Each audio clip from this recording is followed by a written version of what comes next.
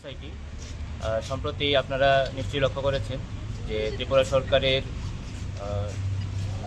রাজ্য শিক্ষা গবেষণা ও প্রশিক্ষণ দপ্তরের পক্ষ থেকে সপ্তম শ্রেণী গণিতে বইয়ের প্রচ্ছদে রাহু, কেতু, সূর্য এবং চন্দ্রকে গ্রহ হিসাবে দেখানো হয়েছে।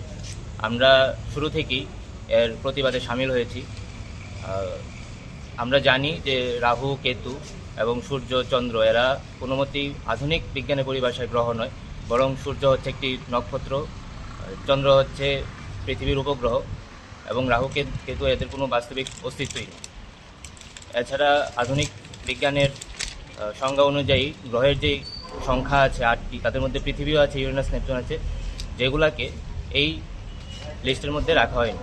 মূলত এখানে যেটা করা হচ্ছে সেটা হচ্ছে যে প্রাচীন জ্যোতিষশাস্ত্রের অন্তর্গত নবগ্রহের চিন্তাকে এখানে জোর করে চাপানো হচ্ছে। অতীতে যখন মানুষ বিভিন্ন ধরনের ভ্রান্ত চিন্তা দিয়ে সমাজকে ব্যাখ্যা করত, সেই পুরনো চিন্তাকেই, যেটা বিজ্ঞান একদিন ভেঙে নতুন চিন্তাকে প্রতিষ্ঠিত করেছিল, সেটাকে বাদ দিয়ে পুরনো চিন্তাকে নিয়ে আসছে। এই ধরনের বিভিন্ন ঘটনা ছাত্রছাত্রীদের মনে বিজ্ঞান মনস্কতা প্রসারের পথে বাধা হয়ে দাঁড়াচ্ছে।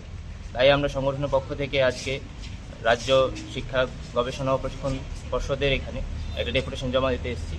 আমরা দাবি রাখছি যে অবিলম্বে সপ্তম শ্রেণীর গণিতের বইয়ের প্রচ্ছদ থেকে নবগ্রহযন্ত্রের ছবি এবং তার ভিতরে অন্তর্গত ষষ্ঠ অধ্যায়ে ইতিহাস ও সংস্কৃতিতে ম্যাজিক বর্গ বলে একটি পরিচ্ছেদ আছে, যেখানে বিভিন্ন ধরনের কাল্পনিক গল্পের অবতারণা করা হয়েছে, সেটাকে অবিলম্বে বাদ দিতে হবে।